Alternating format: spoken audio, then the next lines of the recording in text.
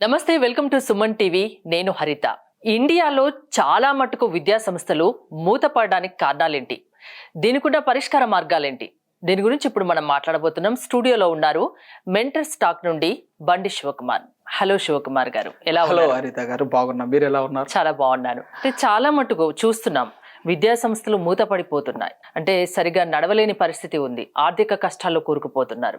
ఎందుకు, మీరు ఎలాంటి రీజన్స్ చెప్తారు దీనికి? విద్యా సంస్థల గురించి మాట్లాడే ముందు వ్యాపారం గురించి ఒక మాట మాట్లాడతాను. ఉదాహరణకి, ఒక వ్యక్తి వ్యాపారం చేసినప్పుడు సక్సెస్ ఉంటుంది అని మీరు అనుకుంటున్నారా? లాసెస్ కూడా ఉండొచ్చు అనేది నేను కూడా అనుకుంటున్నా. సక్సెస్ ఉంటుంది, లాసెస్ ఉంటుంది, యావరేజ్ గా నడవడం ఉంటుంది. ఎందుకంటే అది వ్యాపారం. ఎప్పుడైతే విద్య అనేది మనము వ్యాపారం స్టార్ట్ చేసాము, విద్యతో వ్యాపారం స్టార్ట్ చేసాము, ఎక్కువ మందికి రీచ్ అవ్వాలని కావచ్చు, లేదంటే ఇంకా మంచి క్వాలిటీ ఇవ్వాలని కావచ్చు, ఆల్రెడీ ఉండే స్కూల్స్ కాలేజెస్ కంటే ఎక్కువగా రావడం వల్ల ఈ కాంపిటీషన్ ఏదైతే ఉందో ఆ కాంపిటీషన్లో తట్టుకోలేనోటివి ఫెయిల్యూర్గా, డిజాస్టర్లుగా ఎంత బాధపడుతున్నారంటే, నేను కొంతమంది మేనేజ్మెంట్ని కలిశాను, ఇలా బాధపడతా ఉన్నారు. ఇప్పుడు మనము ఇలా ఫెయిల్యూర్ అవడానికి కలిగిన రీజన్ ఏంది? ఇప్పుడు మనం ఒక హైదరాబాద్ కన్సిడర్ చేస్తే, హైదరాబాద్లో 1,00,000 మంది స్టూడెంట్స్ ఉన్నారని అనుకుందాం. ఈ 1,00,000 మంది స్టూడెంట్స్ యావరేజ్గా ఒక్కొక్క కాలేజీకి ఆరు స్కూల్కి 1000 మెంబర్స్ అనుకుంటే 6,000 నుంచి 7,000 స్కూల్స్ అండ్ కాలేజెస్ ఉంటే ఈ హైదరాబాద్ పట్టణానికి పూర్తిగా సరిపోతుంది. అది ఆల్రెడీ రీచ్ అయిపోయినాం మనం. ఎందుకు రీచ్ అయిపోయినాం? ఎన్నో ఏండ్లగా చదువు అనేది జరుగుతూ ఉంది కాబట్టి అది రీచ్ అయిపోయినాం. ఎప్పుడైతే ఈ 6,000 నుంచి 7,000 కాలేజెస్ దాటి ప్రతి నెల, ప్రతి సంవత్సరం రిజిస్ట్రేషన్స్ కొన్ని వందల కాలేజీలు జరుగుతూ ఉంటాయి. ఇప్పుడు ఒక 100 కాలేజీలు ఇందులోకి ఎంట్రీ అయితే ఆల్రెడీ సాచ్యురేషన్కి వెళ్ళిపోయింది హైదరాబాద్. 1,00,000 మంది student, maximum 7,000 schools and colleges కంటే మనం ఎక్కువ తీసుకొని రాలేం. ఎందుకంటే స్ట్రెంత్ తగ్గిపోతుంది, దానివల్ల లాసెస్ అనేది అబ్సల్యూట్లీ జరుగుతుంది. కాబట్టి ఒక 100 న్యూ రిజిస్ట్రేషన్స్ ఫార్మ్స్ కానీ, అంటే కాలేజెస్ కానీ వస్తే ఆల్రెడీ ఎగ్జిస్టింగ్ ఉండేటి 100 వెళ్ళిపోవాలా, లేదా 50 సక్సెస్ అవ్వాలా, 50 వెళ్ళిపోవాలా. పెట్టిన వాళ్ళల్లో ఆ 100 పెట్టినారు, 50 సక్సెస్ అయి ఉంటే 50 ఫెయిల్యూర్ అయిపోయి వాళ్ళు కూడా డిజాస్టర్గా వదిలేయాలి. అంటే ఒక సిటీ యొక్క సాచ్యురేషన్ని గుర్తుపెట్టుకొని, ఒక సిటీ యొక్క డిమాండ్ని గుర్తుపెట్టుకొని, పబ్లిక్ని గుర్తుపెట్టుకొని ఒక స్కూల్ అండ్ కాలేజ్ స్టార్ట్ చేసేటప్పుడు కొన్ని రకాల సర్వేలు చేసి స్టార్ట్ చేసినట్లయితే, అంటే స్టార్ట్ చేసిన వాళ్ళు నష్టాల్లో కూరుకుపోతున్నారంటే అవగాహన లేక, దాని మీద పట్టు లేకనా? స్టార్ట్ చేసిన వాళ్ళు నష్టాల్లో కూరుకుపోవడం అనేది ఇది వేరే సబ్జెక్ట్ వస్తుంది. ఇప్పుడు ఎందుకు ఫెయిల్ అవుతున్నాయి అనే దాని గురించి మనం మాట్లాడుతున్నాం. కొత్త రిజిస్ట్రేషన్స్ జరగడం వల్ల ఉన్న కాలేజెస్ ఫెయిల్ అయిపోయి వెళ్ళిపోవడం జరుగుతుంది, లేదా పెట్టిన ఇవే ఫెయిల్ అయిపోవడం జరుగుతుంది. ఎందుకంటే సాచ్యురేషన్ వెళ్ళిపోయింది. ఇప్పుడు మీరు ఒక క్వశ్చన్ అడిగారు, ఆల్రెడీ పెట్టినుండే వాళ్ళు ఉన్నారు కదా. దీనికి ఒక ఉదాహరణ తీసుకుందాం. మీకు ఎంతమందికి నోకియా మొబైల్ తెలుసు? తెలుసు, నాకు అందరికీ తెలుసు. ఈ నోకియా మొబైల్ ఎందుకు క్లోజ్ అయిపోయింది? ఒకప్పుడు ఏలింది మొబైల్ వ్యవస్థలో నోకియా అంటే ఒక బ్రాండ్. అవును. అలాంటి నోకియా మొబైల్ ఇప్పుడు ఎందుకు ఇలా ఇదైందంటే, మార్పుని యాక్సెప్ట్ చేయలేదు. కొత్తగా వచ్చిన ఎన్విరాన్మెంట్లో మార్పు ఏదైతే ఉందో దాన్ని గుర్తించి కూడా అది అవసరం లేదులే అని చెప్పి నెగ్లిజెన్సీ చేయడం వల్ల నోకియా మొబైల్ అనేది పతనమైంది. ఏ విధంగా మార్పుని యాక్సెప్ట్ చేయలేదు? ఆండ్రాయిడ్కి అప్గ్రేడ్ కాకపోవడం, నూతన ఆవిష్కరణలు జరగకపోవడం, అంటే కొత్త టెక్నాలజీని అందిపుచ్చుకోకపోవడం, హార్డ్వేర్ లో స్ట్రెంత్ మీదే ఫోకస్ చేస్తున్నారే తప్ప బిల్డింగ్ మీద నుంచి కింద పడిన పగలకూడదని లోపలేస్తుండే సాఫ్ట్వేర్ ని ఫోకస్ చేయకపోవడం వల్ల దీన్ని ఆల్రెడీ కొన్ని కంపెనీలు ఏవైతే ఉన్నాయో, సామ్సంగ్ అని, ఐఫోన్, ఐఓఎస్ అని, ఇలాంటి కంపెనీలు ఆ టెక్నాలజీ అందిపుచ్చుకొని ముందుకు వెళ్ళడం. అలాగే నోకియా ఫెయిల్ అవడానికి ఇంకొక రీజన్ ఏంటంటే, ఆండ్రాయిడ్ని యాక్సెప్ట్ చేయకుండా విండోస్ అనే ఒక వర్షన్ని లాంచ్ చేయడం వల్ల అది పబ్లిక్కి నచ్చకుండా, సరైన పార్ట్నర్షిప్ అనేది, అంటే కొలాబరేషన్ కొన్ని ఉంటాయి, కొలాబరేషన్స్, ఆ కొలాబరేషన్ సరిగ్గా లేకపోతే కూడా వికటిస్తుంది, అంటే ఫెయిల్ అయిపోవడం జరుగుతుంది. అలా నోకియా ఫెయిల్ అయింది. అదే విధంగానే స్కూల్స్ అండ్ కాలేజెస్ కూడా చేస్తున్న మిస్టేక్స్ వాళ్ళు చుట్టుపక్కల పెట్టే స్కూల్స్ కాలేజీలని అబ్జర్వేషన్ చేయక, వాళ్ళు ఆ చుట్టుపక్కల ఉండే కాలేజెస్ వాళ్ళు ఇస్తున్న ఫీజు స్ట్రక్చర్స్ తెలియకుండా, వాళ్ళు మెయింటైన్ చేస్తుండే స్టాండర్డ్స్, ల్యాబొరేటరీస్ అండ్ టీచర్స్, అంటే టీచింగ్ ప్రొఫెషనల్స్ అండ్ గ్రౌండ్, ఇలాంటివి కన్సిడర్ చేయక, తెలిసి తెలియనట్టుగా ఉండిపోయి పాత పద్ధతిలో వాళ్ళు చేసుకోవడం. ఇప్పుడు మీకు తెలుసో తెలీదో, ప్రతి కాలేజ్కి ఒక మోటివేషనల్ స్పీకర్ అవసరం. ఎందుకు అవసరము అని అంటే, మన ఇండియన్ ఎడ్యుకేషన్లో ఎగ్జామ్ పాస్ అవడం కోసం జీతాల కోసం మనం చదువుకోవడమే ఎక్కువ మాట ఉంటున్నది. 95%, 5% మాత్రమే ఒక ఏమన్నా ఇన్వెన్షనల్ చేయాలా, ఎంప్లాయ్మెంట్ క్రియేట్ చేయాలా అనే ఆలోచన వస్తూ ఉంది. ఈ 95% ఒకప్పుడు భారతదేశంలో ప్రతి ఒక్కరు ఎంటర్ప్రెన్యూర్స్ అనే సంగతి తెలుసా? ఉద్యోగస్తులు కాదు. ఎందుకు ఈ మాట అంటున్నానంటే, ఎప్పుడైతే బ్రిటిష్ వాళ్ళు వచ్చారో అప్పుడు ఉద్యోగం అనేది క్రియేట్ చేశారు. భారతదేశంలో మహా తెలివైన వాళ్ళు ఉండేవాళ్ళు. ఈ తెలివైన వాళ్ళకి ఒక పని కానీ చెప్పకపోతే వీళ్ళు కొత్త కొత్త ఆవిష్కరణ చేస్తారు. భారతదేశం మొదటిగా విమానాన్ని కనిపెట్టింది. ఇది ఎవరికి తెలియదు, రైట్ బ్రదర్స్ అని మాత్రం తెలుసు. విమాన శాస్త్రంలో నుంచి మొదటిగా విమానాన్ని కనిపెట్టి ఆ ఎగిరేసిన విమానం 2000 అడుగులు రిమోట్ కంట్రోల్తో ఎగిరేసినారు ముంబై బీచ్లో. ఆ వ్యక్తిని అరెస్ట్ చేసి జైల్లోనే చంపేశారు, అతని దగ్గర నుంచి టెక్నాలజీ తీసుకొని.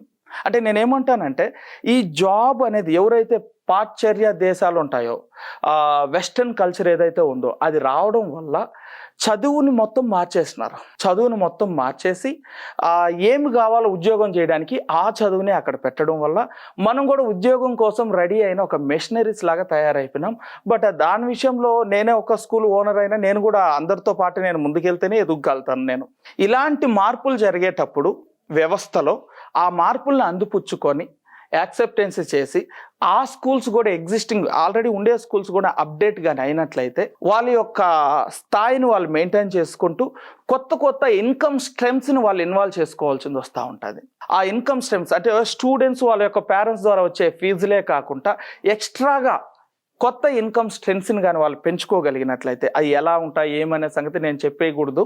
డైరెక్ట్ ఎవరైతే కన్సల్ట్ అవుతారో ఏం కొత్త ఇన్కమ్ స్ట్రెంగ్స్ని ఇంప్రూవ్ చేసుకోవచ్చు. ఆల్రెడీ ఉండే కాలేజ్కి, వండర్ఫుల్ ఎన్విరాన్మెంటల్కి, బిల్డింగ్స్కి, ఒక స్కూల్లో కాలేజీలో కట్టే స్టూడెంట్స్ కట్టే ఫీజే కాకుండా ఇంకా కొత్త రకాల ఇన్కమ్ స్ట్రీమ్స్ ఏమి యాడ్ చేసుకోవచ్చు అనేసి కొంతమంది గైడెన్స్ తీసుకోవాలి. కొంతమంది దగ్గర అదే మెంటర్స్ కావచ్చు, బిజినెస్ కోచ్ కావచ్చు, లేదా ఇందులో ఎక్స్పీరియన్స్ ఉండే వాళ్ళు కావచ్చు. మీ రోల్ ఏంటి? ఒక స్కూల్ కానీ నష్టాల్లో కూరుకుపోయింది, నష్టాల్లోకి వెళ్ళింది, ఇంకా మూసివేస్తామనే పరిస్థితి నుంచి మీరు బయటపడేయగలరా?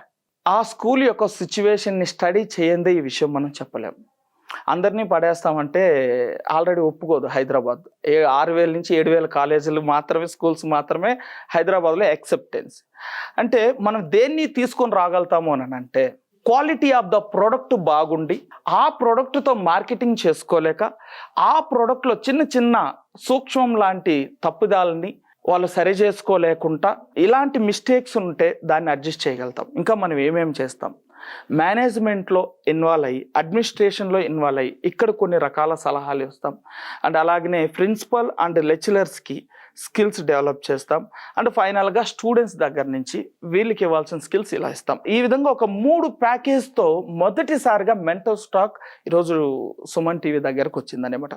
ఒక స్టూడెంట్స్కే కాకుండా, లేదా ఒక మేనేజ్మెంట్కే కాకుండా లెక్చరర్స్కి కూడా మనం స్కిల్స్ నేర్పించగలిగితే ఖచ్చితంగా ఆల్రెడీ ఉండే వాటివి లాసెస్లోంచి బయట తీసుకురావచ్చు. నేను మీకు చెప్పినట్టుగా క్వాలిటీ ఆఫ్ ద ప్రోడక్ట్ బాగున్నప్పుడు మాత్రమే దాన్ని ఇంప్రూవ్ చేయగలుగుతాం. అంటే మొత్తం స్టడీ చేస్తారు, ఆ స్కూల్ గురించి మొత్తం స్టడీ చేసి దాంట్లో మిస్టేక్స్ ఏమున్నాయో బయటకు తీసి అవి లేకుండా చేస్తారు, అంతేనా? అంతే మేడం. ఇప్పుడున్న ప్రజెంట్ సిచ్యువేషన్లో స్కూల్స్ కానీ కాలేజెస్ కానీ ఎలాంటి జాగ్రత్తలు తీసుకోవాల్సిన అవసరం ఉంది మీరు అబ్జర్వ్ చేసిన దాని ప్రకారం? ఏదైతే వాళ్ళ దగ్గర ఉండే స్టాఫ్ అయితే ఉంటారో, ప్రిన్సిపల్ అండ్ స్టాఫ్, వీళ్ళకి ట్యూనింగ్ అనేది అవసరం. అది ఎలా అవసరం ఏమనే సంగతి వేరొక వీడియో క్లియర్గా చేయాలి, ఒక మాటలో అయితే చెప్పలేం.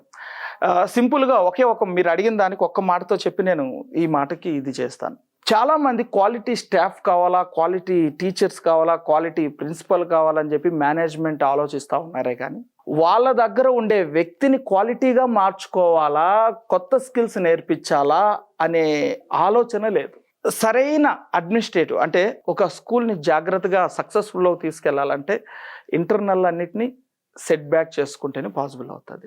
ఇప్పుడున్న పరిస్థితుల్లో అంటే ఒక స్కూల్ కానీ కాలేజ్ కానీ పెట్టాలంటే వాళ్ళు ఫేస్ చేయాల్సిన ప్రాబ్లమ్స్ ఏమున్నాయి?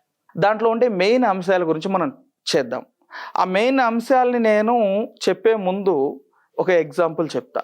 ఒక సిటీలో లేదా ఒక మండలంలో కావచ్చు, ఒక వాట్ ఎవర్ ఇట్ మేబీ, ఒక కొత్త ఏరియాలో నేను ఒక బిర్యానీ హోటల్ పెట్టాలనుకున్నప్పుడు ఆ ఊరు మొత్తం తిరిగి అసలు బిర్యానీ హోటల్స్ ఉన్నాయా లేదా ఫస్ట్ రీసెర్చ్ జరగాలి.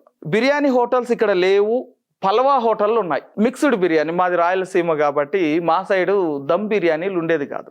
నేను ఒకప్పుడు పలావ్ ఎక్కువగా ఉంటుంది. పలావ్ మోడల్లో మొత్తం అంతా కలిపి ఒకే విధంగా వేసి రైస్లో సపరేట్గా మసాలా వేసి కలుపుకోవాల్సిన అవసరంలే, మొత్తం బిర్యానీ కలర్లోనే ఉంటుంది. ఆ బిర్యానీ తిన్నా కానీ హైదరాబాద్ టేస్ట్ వచ్చేది కాదు. అవును. అలాంటి సిచ్యువేషన్లో హైదరాబాద్ దమ్ బిర్యానీకి కాంపిటీషనే ఉండదు అనేది నేను ఆ రోజుల్లో అర్థం చేసుకున్నా. ఎవరైతే అలా బిర్యానీ సెంటర్ పెట్టారో వాళ్ళ యొక్క గ్రోత్ అంచెలంచెలుగా పెరిగి వాళ్ళకి కాంపిటీషన్ అనేదే లేకుండా పోయింది. అదేవిధంగా అతను సక్సెస్ చూసి వెంటనే పక్కనోనో ఎదురో యాడో దగ్గర స్టార్ట్ చేస్తారు. పక్కనో ఎదురో యాడో స్టార్ట్ చేసిన ఈ బిర్యానీ హోటల్ వాళ్ళు నెక్స్ట్ 5 years, నెక్స్ట్ 10 years విజన్తో స్టార్ట్ చేయాలా, ఎవరు పెట్టినా మనల్ని క్రాస్ చేయలేరు అనేసి.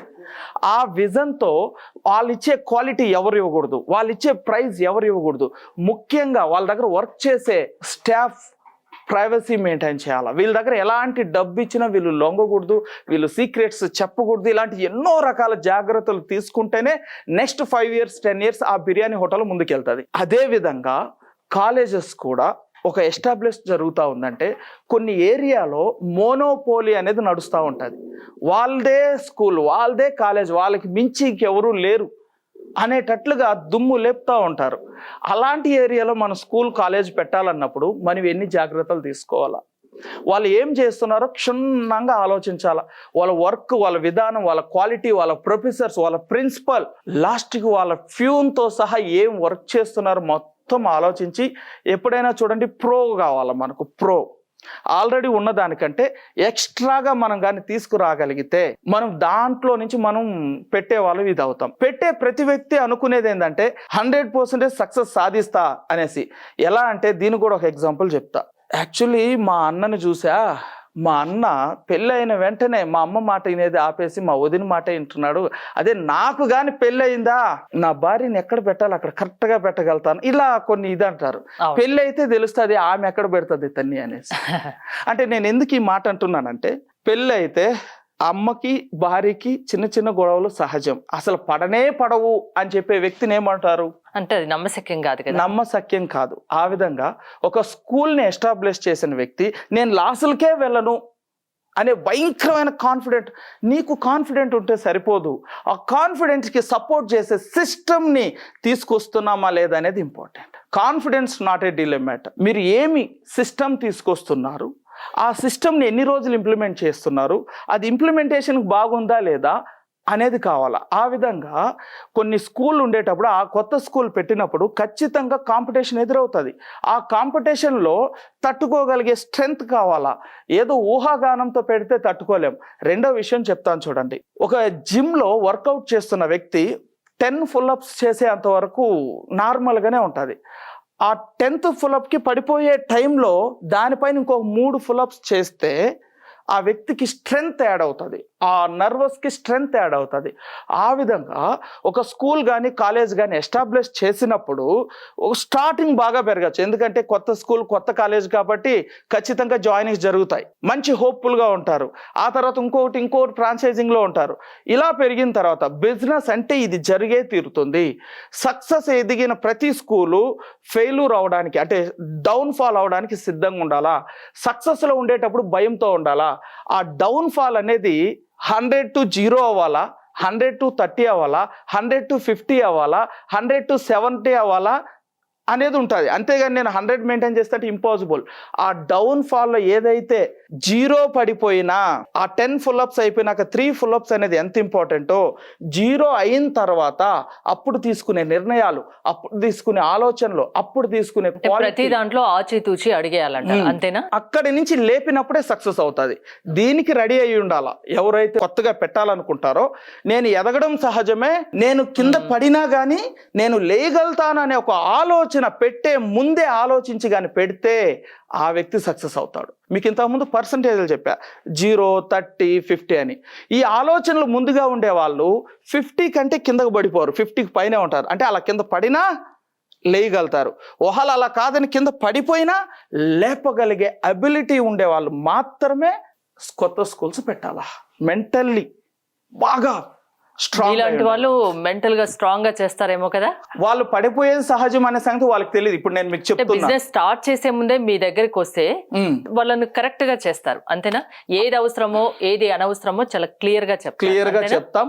చిన్న పొరపాటు జరిగేటప్పుడే మనం ఎక్కడికి వెళ్ళబోతున్నామో కూడా ముందుగానే ఆలోచించి చెప్పగలిగే వ్యక్తి మేమవుతాం. చిన్న పొరపాటు జరుగుతా ఉంది, ఈ Okay. పొరపాటు ఎక్కడికి లీడ్ చేస్తారు? బికాస్ చాలా మంది బిజినెస్ స్టార్ట్ చేసే ముందు, విద్యా సంస్థలు స్టార్ట్ చేసే ముందు తెలిసి తెలియక చాలా మిస్టేక్స్ చేస్తుంటారు, దానివల్ల లాస్కి వెళ్ళిపోతారు. అలాంటి లాస్ జరగొద్దంటే మీలాంటి వాళ్ళని సంప్రదిస్తే బెటర్ అంటారు అంతేనా? థ్యాంక్ యూ శివకుమార్ గారు. మెంటర్ స్టాక్స్ ని మీరు సంప్రదించాలనుకుంటే స్క్రీన్ పై స్క్రోల్ అవుతున్న నెంబర్స్ కాల్ చేయండి. చూస్తూనే ఉండండి సుమన్ టీవీ.